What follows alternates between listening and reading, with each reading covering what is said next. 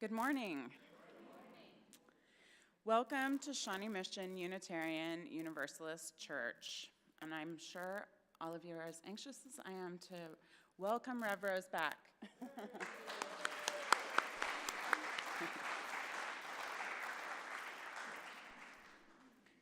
Whoever you are, whomever you love, wherever you are on your life's journey, you are welcome here.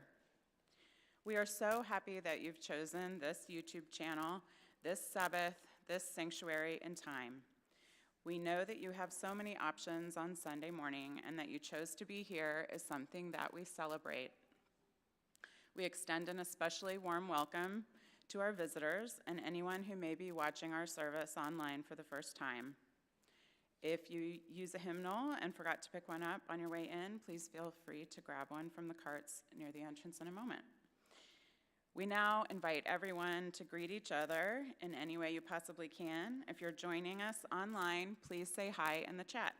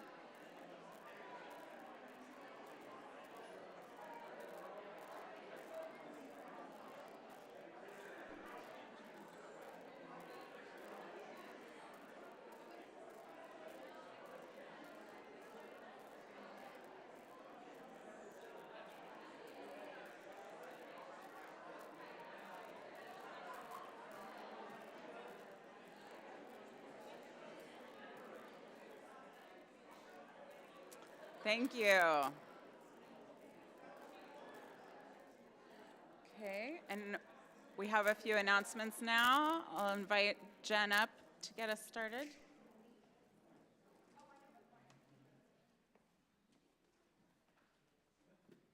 Good morning.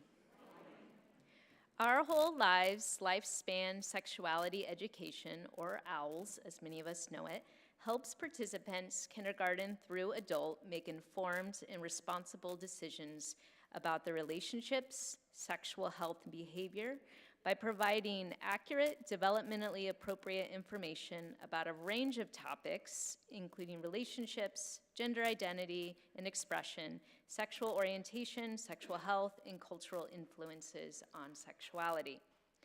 OWLS facilitators from SMUUCh and All Souls met in May to discuss offering child and adult courses this fall and upcoming spring. We would like to learn how much interest we have for different courses, as well as participant availability. If you are interested in an OWLS course for yourself or a child, please complete the survey that is posted in Realm, Facebook. It is also on our electronic newsletter.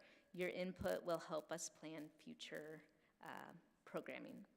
Also, for those planning to stay for the 8th Principal Learning Team's book discussion following the service, we will meet in the board meeting room and we will begin our discussion at noon. Thank you.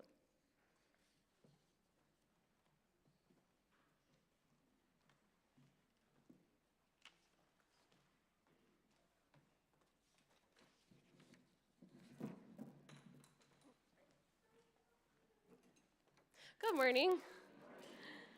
We are going to begin incorporating song leaders in our worship services. So this will make our Sunday mornings and especially our meditative hymn time even more special to be able to have 3 or 4 people to lead the different parts of the round. So we will need volunteers to help lead our songs each week.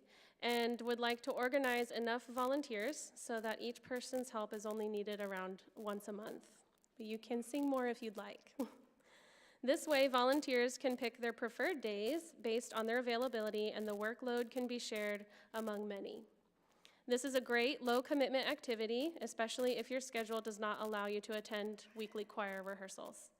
If you are interested in helping, you can find a volunteer survey on Realm, Facebook, or in the electronic newsletter. You can also let me know in person or via email. The goal is to plan song leaders out about 3 months in advance, if possible. Please consider trying it out at least once. You may surprise yourself. And thank you to those who have already reached out to volunteer.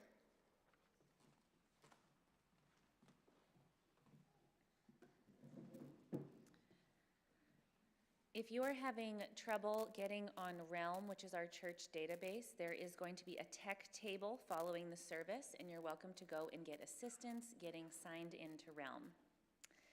Secondly, there's a picnic, an all-church picnic happening on August 19th at Shawnee Mission Lake, and we invite you to sign up in the fellowship hall to bring food and other supplies, but you're welcome to just come whether or not you sign up. And then lastly, if you have a child and you need to get them dedicated, which is the Unitarian Universalist accompaniment or equivalent of a baptism, please come and talk to me. This is a ceremony that we do in the service, and it's a beautiful time that the community dedicates themselves to the baby and the family dedicates themselves to the baby. And kids are welcome too if they need to be dedicated.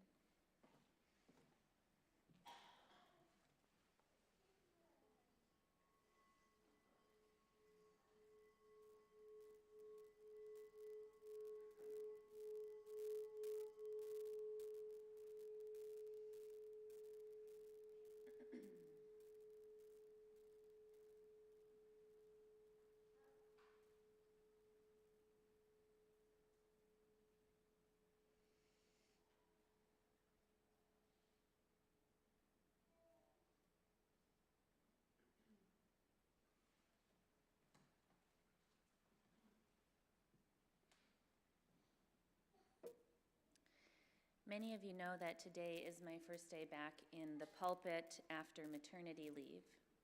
And I'm so grateful to be part of a denomination and a community that cared for me and my family in this way.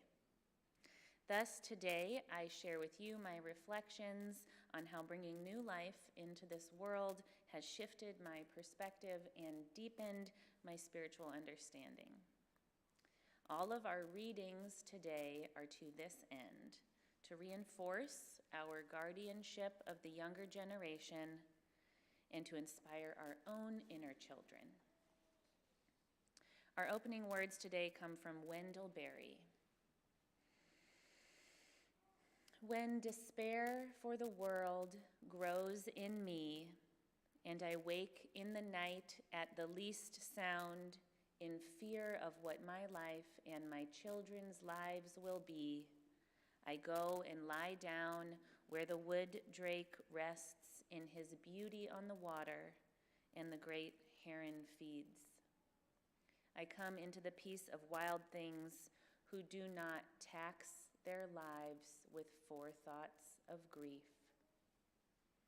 I come into the presence of still water, and I feel above me the day-blind stars waiting with their light. For a time I rest in the grace of the world and am free. Come, let us worship. Today, all of the hymns we've chosen are songs that Reverend Rose and Anna found themselves singing to their newborn. We invite you to reflect on those beautiful songs in this context. Please rise in body or in spirit for hymn number 1, May Nothing Evil Cross This Door.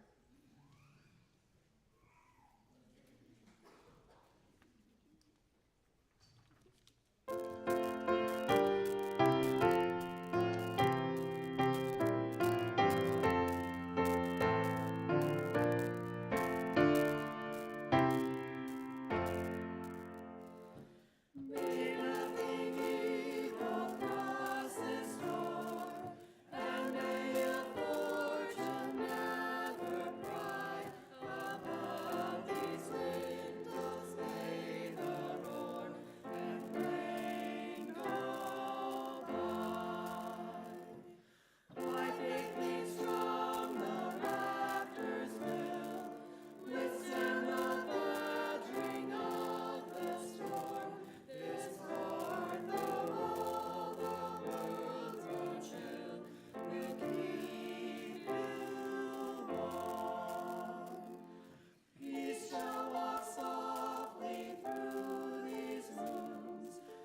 touching our lips with holy wine, till every casual corner blooms into a shrine.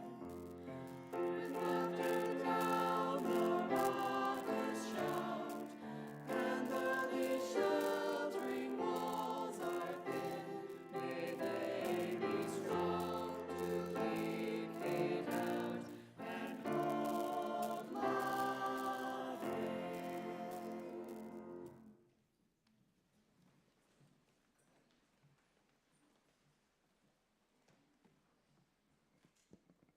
As Marcus comes forward to light our chalice, we invite you to join us as we recite our covenant. Let us affirm that love is the doctrine of this church, the quest for truth is its sacrament, and service is its prayer.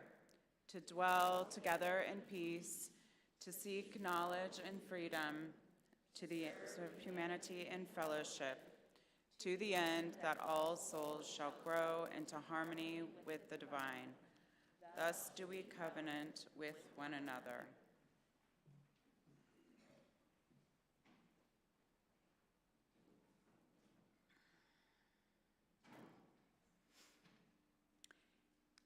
Each month, we as a community take time to reflect on a theme.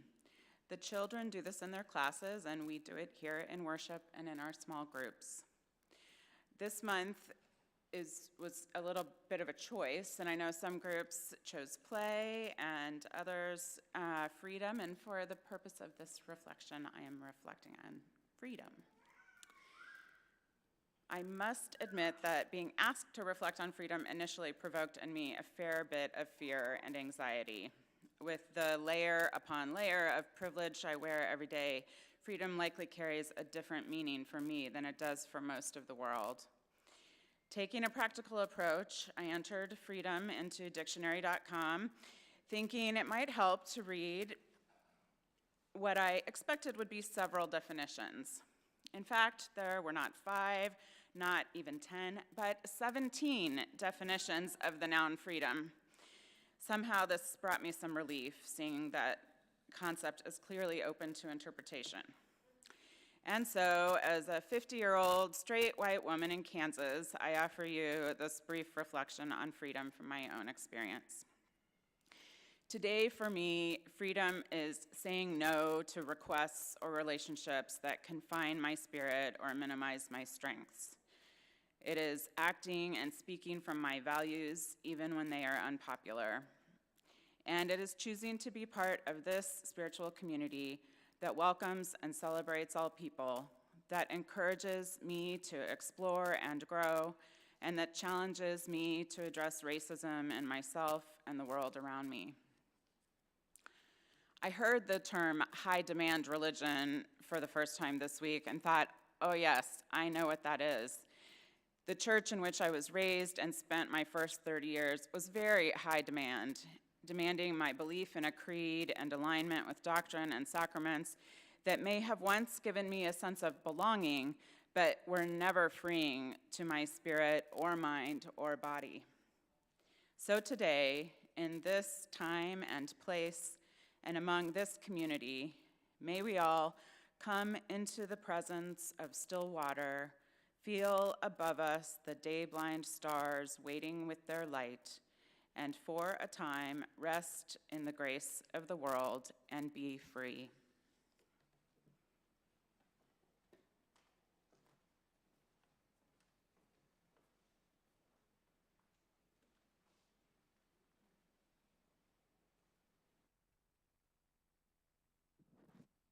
Could we have all the children come forward, please?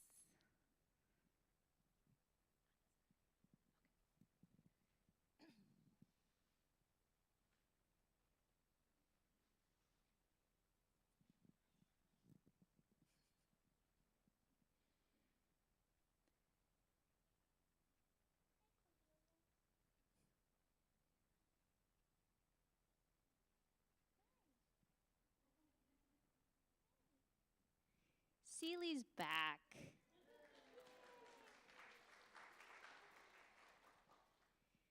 Hi, Seely. It's been a while.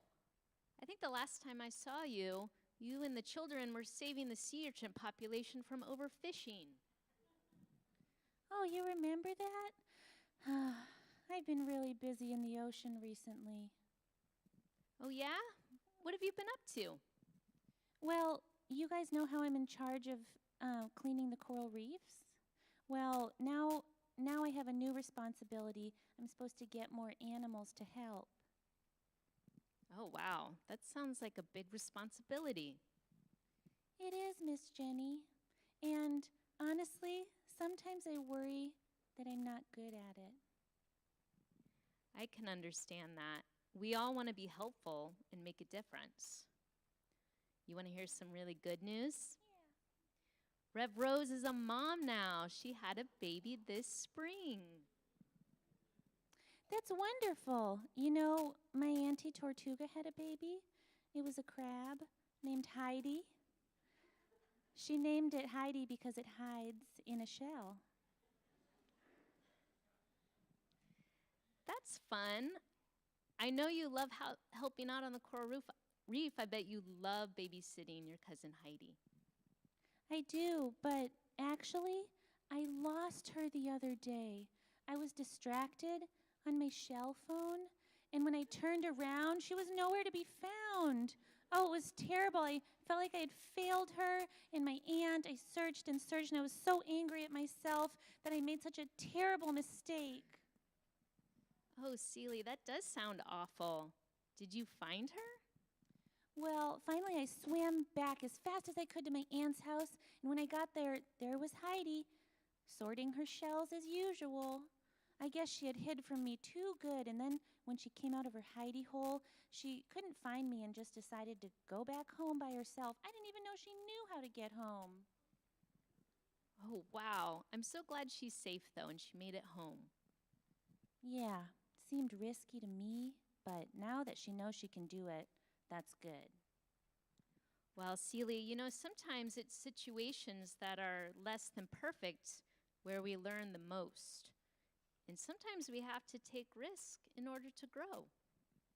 Miss Jenny, do you wish your life was perfect? No, Seely, I don't. There are definitely things about my life that have been very, very hard, but I'm grateful for where I am now. And I know I wouldn't be where I am today without second chances and having learned a lot of lessons. Do you wish your life was perfect, Seely? Yeah, I do. But you know what makes me happier, even when I'm worried? Being here with you.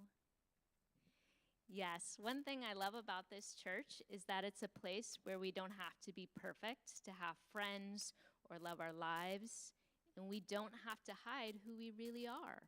A perfect life isn't the goal, just one with lots of love and learning.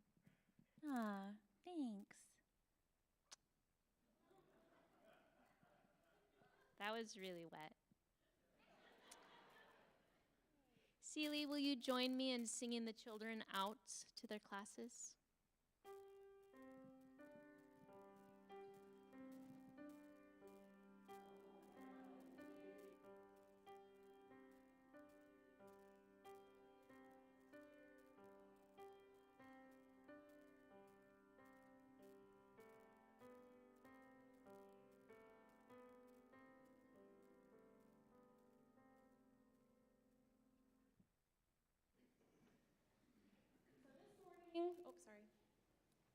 This morning during our musical interlude time, I thought it would be a good time for us to learn a song that a lot of you might already know, but it's new to me since I've been here.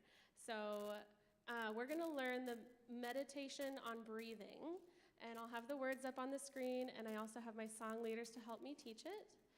So if you already know it, please sing very loudly to help me so that I'm not so scared to sing it in front of you. So this has 3 parts to it, and the first and second part both sing these words that are up top, and part 3 sings these words that are on the bottom of the screen. So first off, let's learn the melody. So we'll sing this together. 1, 2. When I breathe in, I breathe in peace. When I breathe out, I breathe out love. When I breathe in, I breathe in peace. When I breathe out, I breathe out love.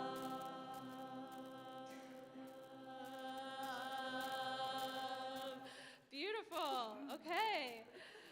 Next, let's learn what's called the descant, or part 2. Let's have Ben play that. And when I breathe in, I'll breathe in peace. When I breathe out, I'll breathe out love. When I breathe in, I'll breathe in peace. When I breathe out, I'll breathe out love.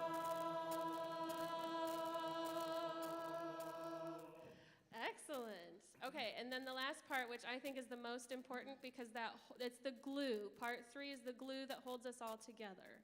And that is on the bottom words here. So let's sing that together.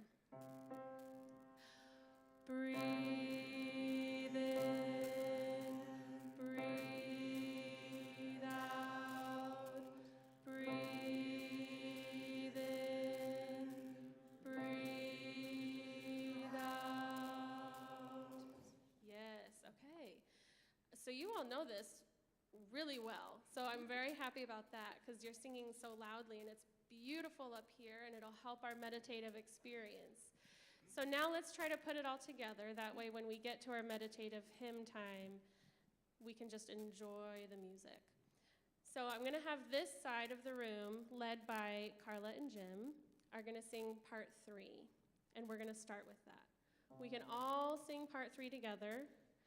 And then we'll take this section here, led by Amanda. Right? I think, yes. Nope, not Amanda, me and Kristen, sorry.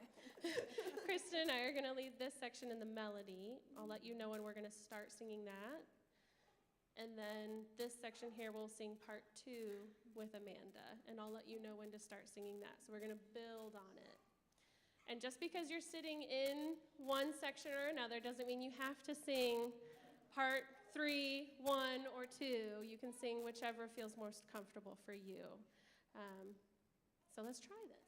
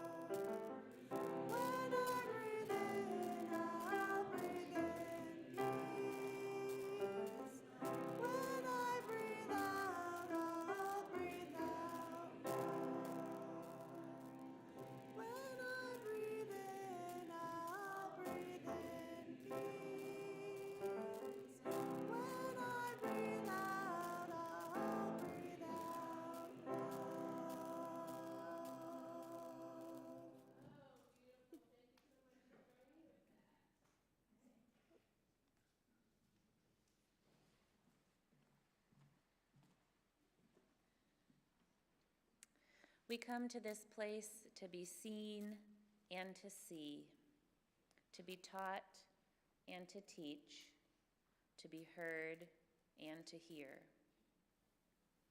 I invite you to reach over and nudge the person next to you. reminding us that we're here together, gathered in peace and authenticity and intention. We also come to this place to share our joys and sorrows. If you have a joy or a sorrow to share, I invite you to come forward and briefly share in 2 to 3 sentences a rare joy or a profound sorrow and light a candle.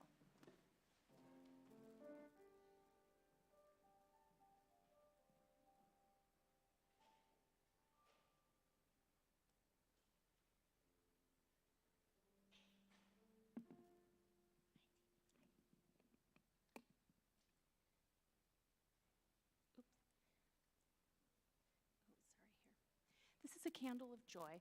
This past week, our son successfully defended his PhD in physical chemistry at the University of Chicago.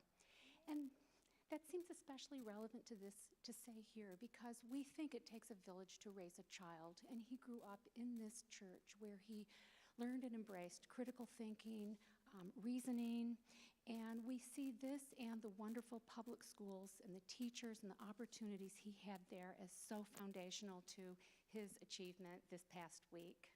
Thank you.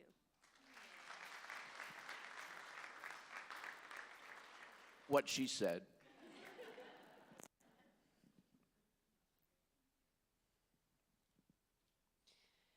This is a candle for my parents. My dad recently passed away, and now he's with my mom.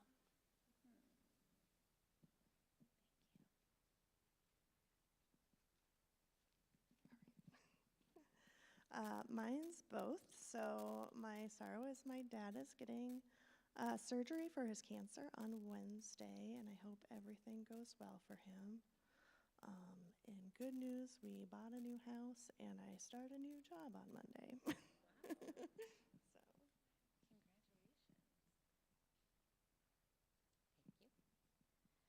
My name's Yvonne Gibbons, and I hope this is a rare, very rare past concern and a joy to thank everybody that helped out. A week ago Friday when we had our bad storm, some of you may have known, we had unusually a number of eggs on hand at the pantry, about 170 dozen, and the electricity went out and then the pantry flooded. So we had quite a week last week, and so I want to thank everybody that had anything to do with helping clean up, helping take we farmed out some chicken and some ground turkey that I think we still need to recover from somebody's freezer. So anyway, it was quite a week, and we're glad it's over, and thank everybody that helped us out during that time.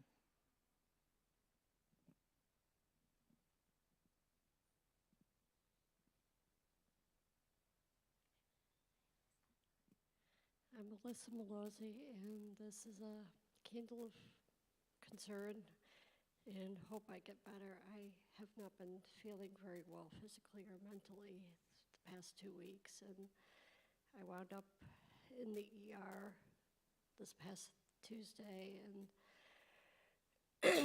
I got a diagnosis of colitis and something else, but I'm trying to get better, and I just hope everyone just wishes me recovery. So.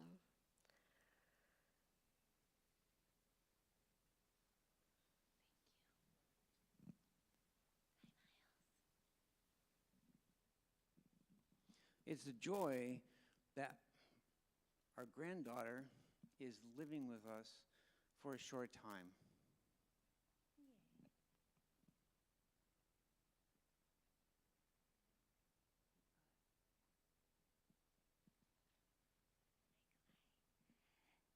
I light this candle of joy for my mom, Carol, who has found a new sanctuary in a home 7 doors down from mine. And so I see her all the time, and it's really helped her turn a corner since my dad passed away 2.5 years ago. I light the remaining candles for all the joys and sorrows that remain unspoken in the silent sanctuaries of our hearts. Please join me. We hear your words.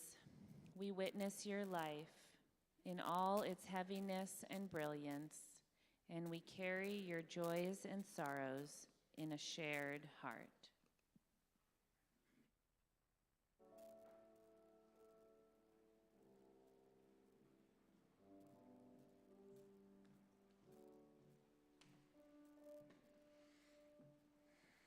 Please join me now for a moment of meditation.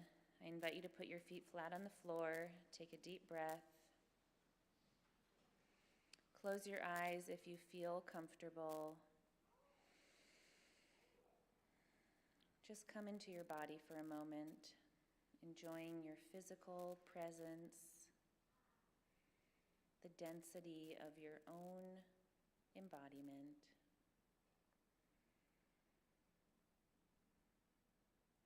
Take a second to send yourself some goodwill, a prayer, a thought,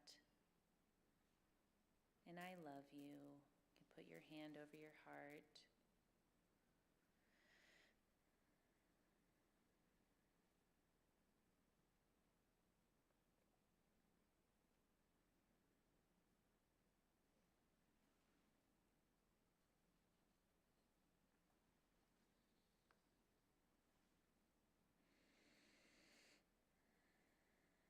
The poem I've brought for you today, I discovered during maternity leave.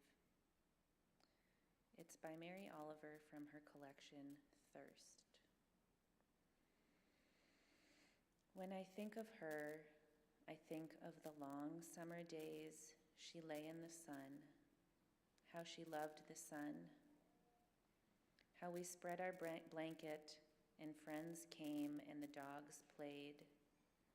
And then I would get restless and get up and go off into the woods and the fields, and the afternoon would soften gradually, and finally I would come home through the long shadows and into the house where she would be, my glorious welcoming, tan and hungry and ready to tell the hurtless gossips of the day, and how I listened leisurely while I put around the room flowers and jars of water, daisies, butter and eggs, and everlasting, until, like our lives, they trembled and shimmered everywhere.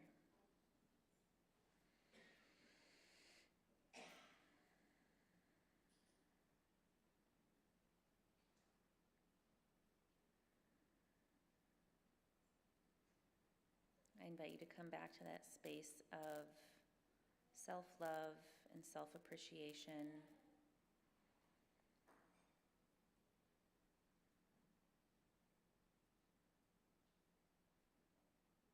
Start imagining that when you breathe in, you breathe in peace. And when you breathe out, you breathe out love. A love that comes from within you, that is big enough even for you.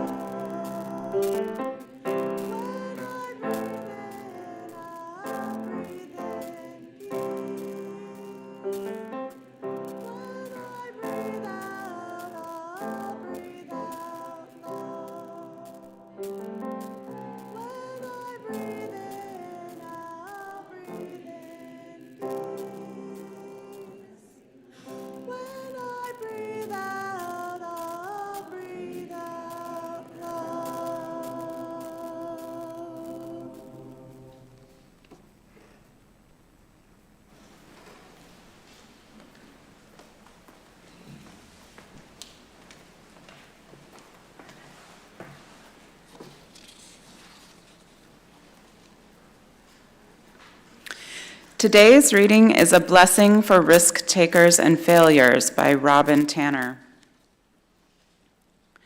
Today we share in a blessing for losers, risk takers, all failures far and wide. Blessed are they who fall in the mud, who jump with gusto and rip the pants, who skin the elbows and bruise the ego, for they shall know the sweetness of risk. Blessed are they who make giant mistakes, whose intentions are good but impact has injured, who know the hot sense of regret and ask for mercy, for their hearts will know the gift of forgiveness. Blessed are they who have seen a D or an F or C or any letter less than perfect, who are painfully familiar with the red pen and the labels as less than, for they know the wisdom in the imperfect. Blessed are they who try again, who dust off, who wash up, who extend the wish for peace, who return to sites of failure, who are dogged in their pursuit, for they will discover the secret to dreams. Blessed are they who refuse to listen to the naysayers, for their hearts will be houses of hope. Blessed are they who see beyond the surface of another, for they will be able to delight in the gift of compassion. Blessed are they who stop running the race to help a fellow traveler, who pick up the fallen, who stop for injured life, for they shall know the kindness of strangers. Blessed are they who wildly, boldly abandon winning, for they shall know the path of justice.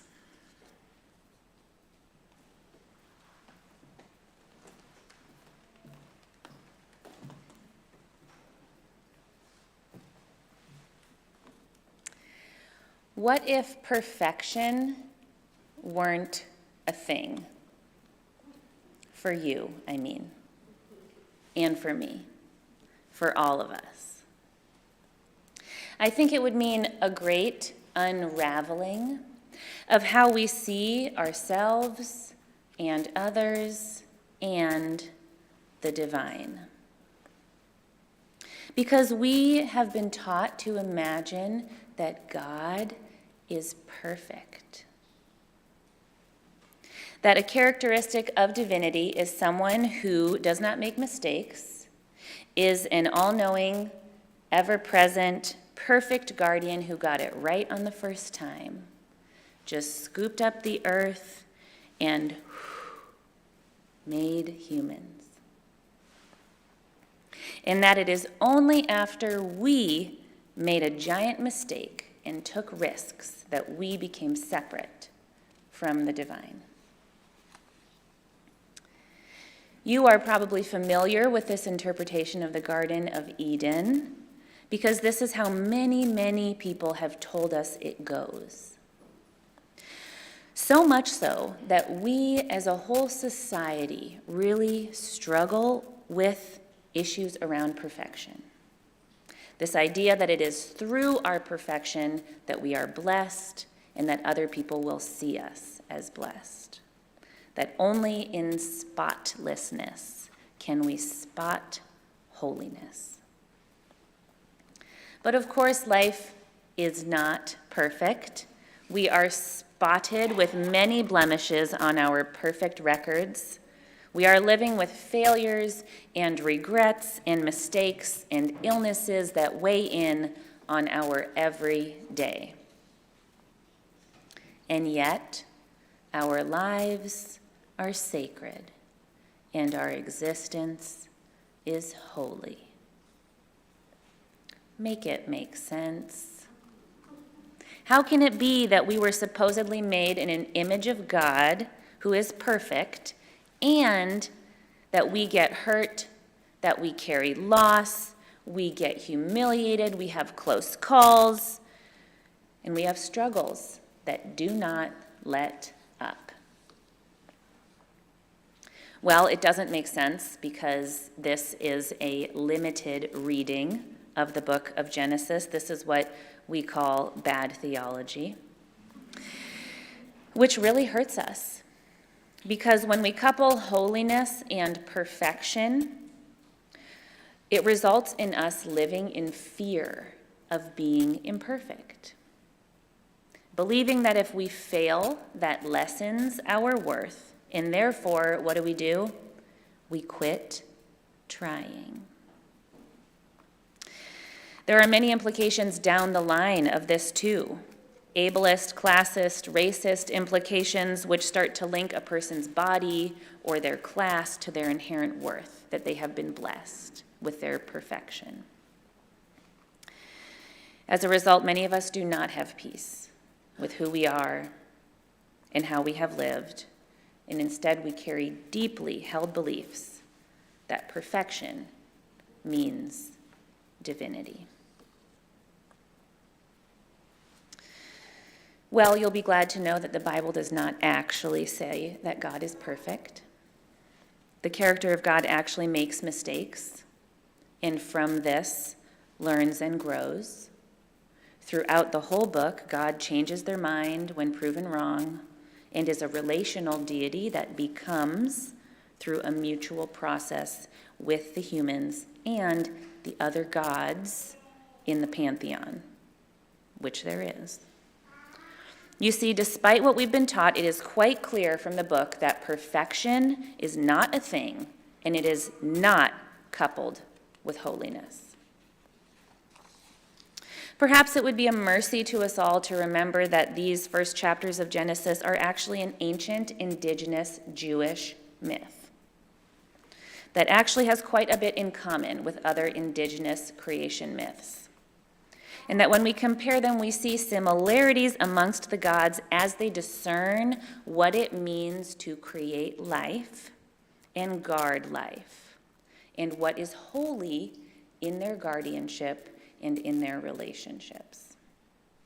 Now, I am particularly interested in these things at this juncture in my life, as I have just created a life that I very much so want to guard, and I am seeking understanding about what is holy in this new relationship.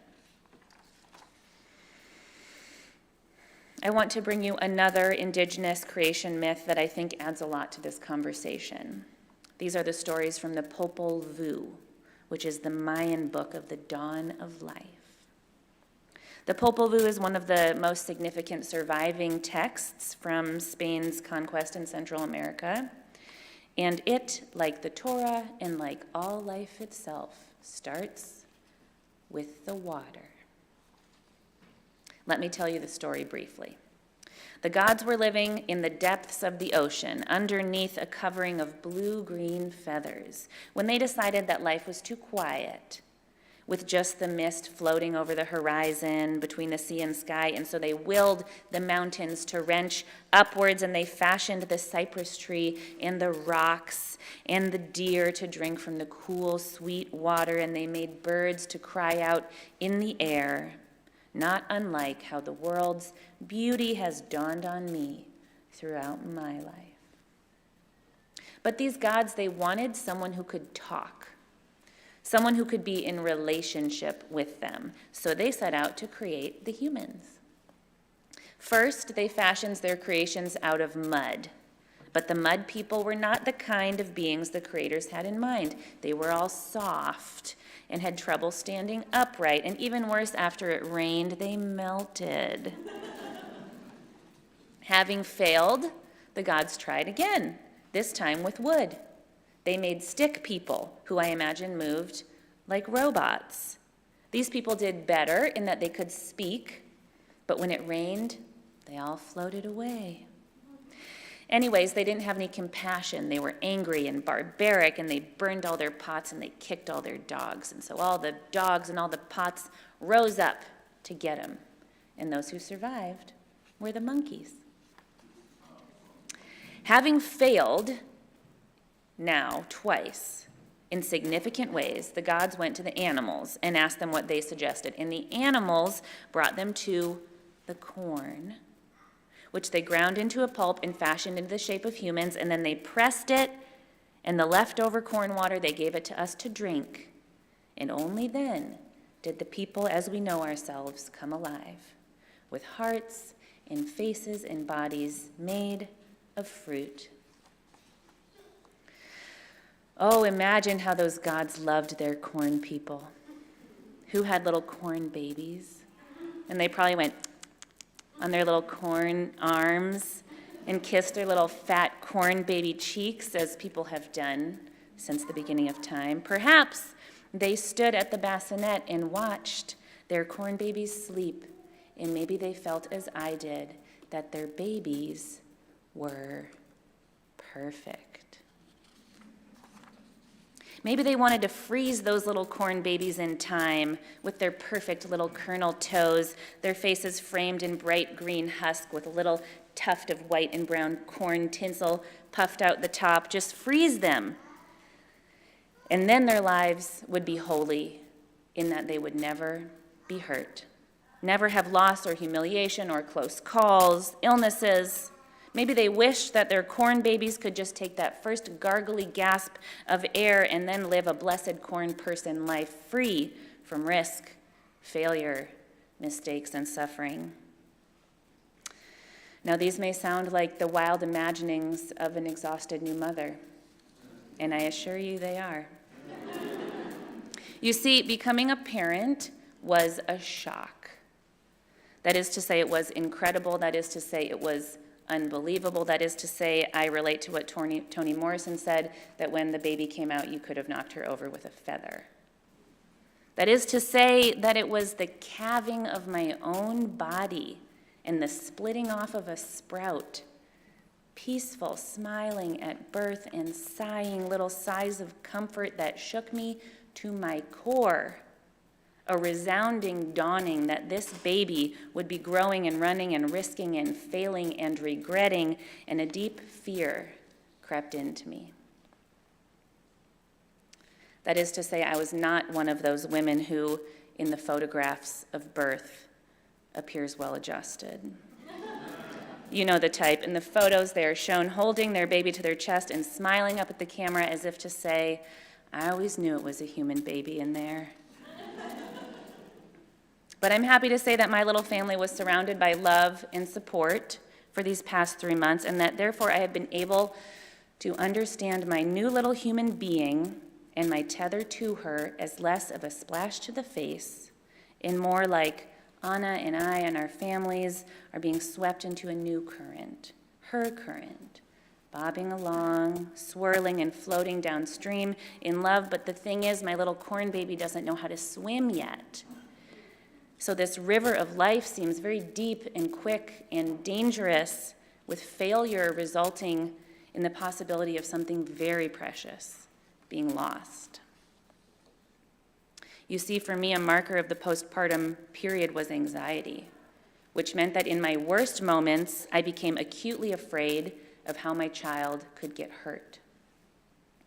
These fears were accompanied by a shuddering reel that replayed all of my own risk-taking, my own close calls and failures. I was forced to reckon with the almost flagrant disregard for the sanctity of my own life with which I careened, flinging myself about every time I sped in the car, every cliff I jumped off of, every time I ate hard candy laying on my back. The trees I climbed to the tippy top, the churning waves that tossed me like a washing machine, the trips overseas I took by myself in my early 20s, just surviving in the world as a 22-year-old, the hubris with which I wielded myself. I know you can relate. But as I remember this, I'm also aware that my mom not only pushed me out into the air, but they pushed me to take risks, and therefore to fail, and therefore to be imperfect. And as I reflect, I do see that I've experienced the world's grace most when I've had to ask for forgiveness.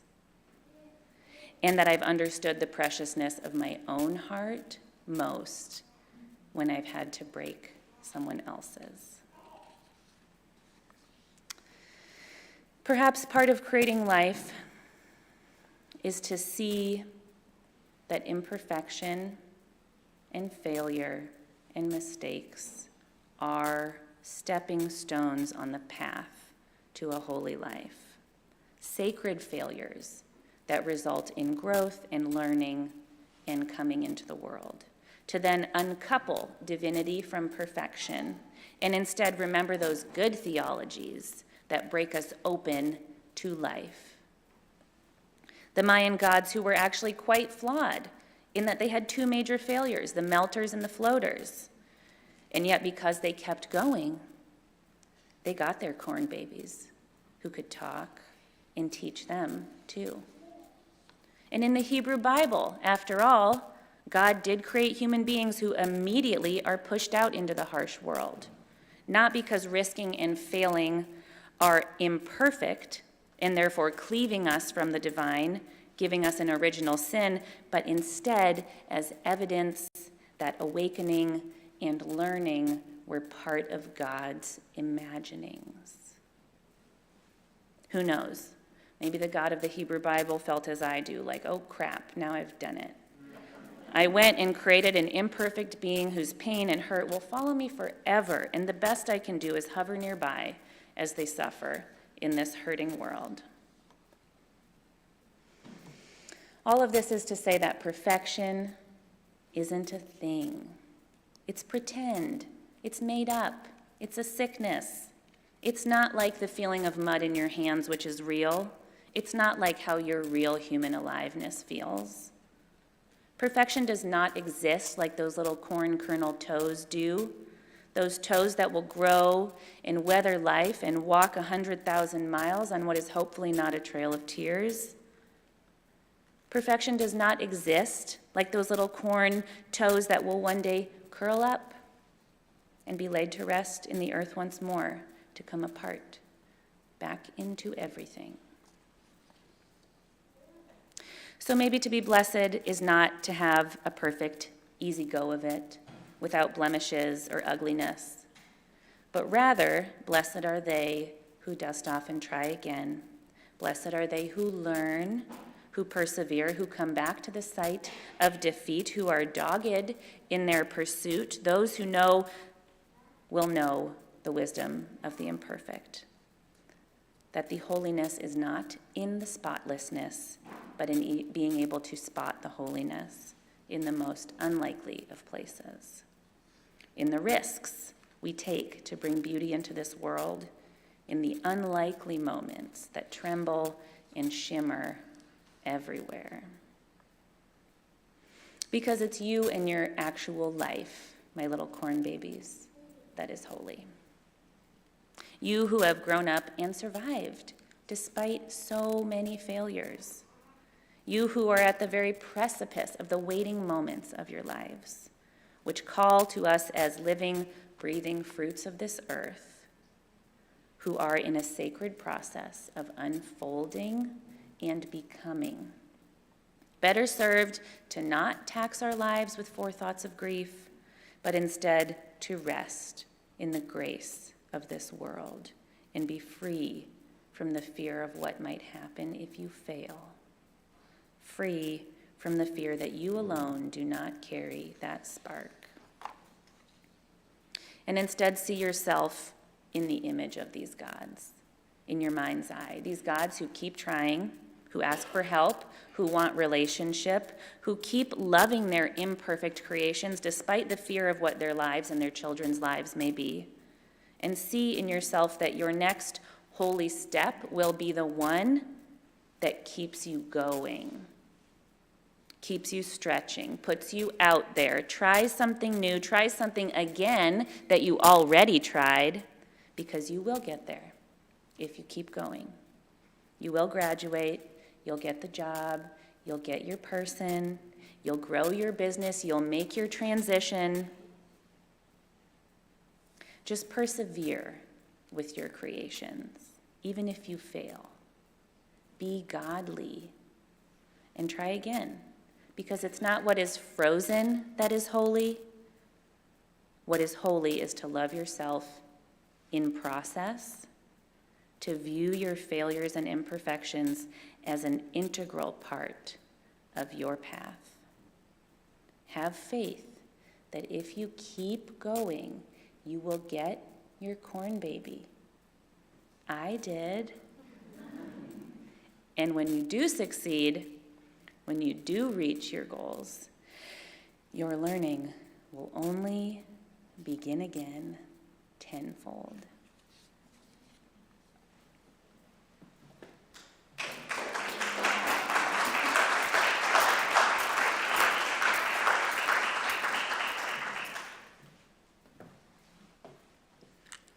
The work of the church depends on us, our generosity of time, wisdom, and financial resources. We invite you to give generously to support the ongoing work of the church. The offering will now be given and received in grateful appreciation of our shared values.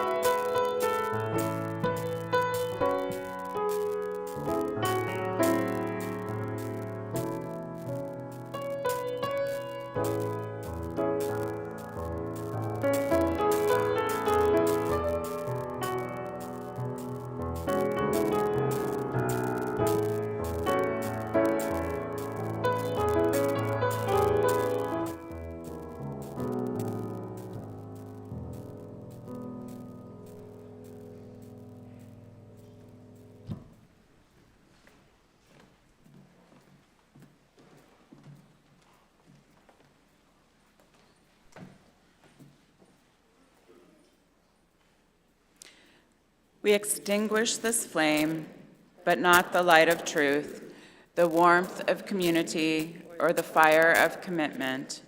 These we carry with us in our hearts until we are together again.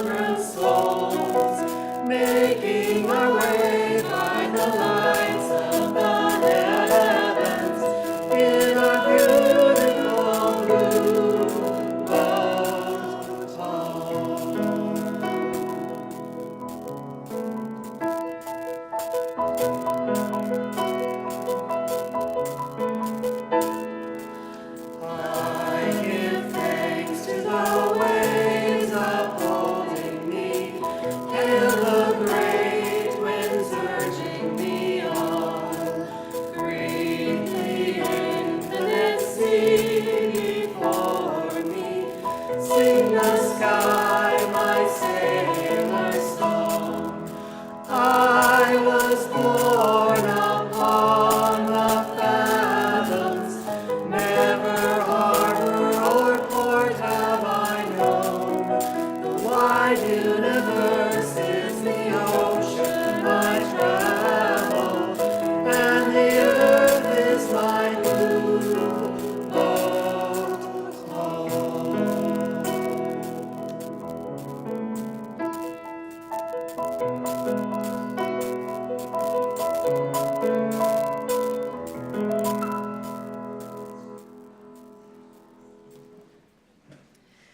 This week, I invite you to take that risk you've been putting off.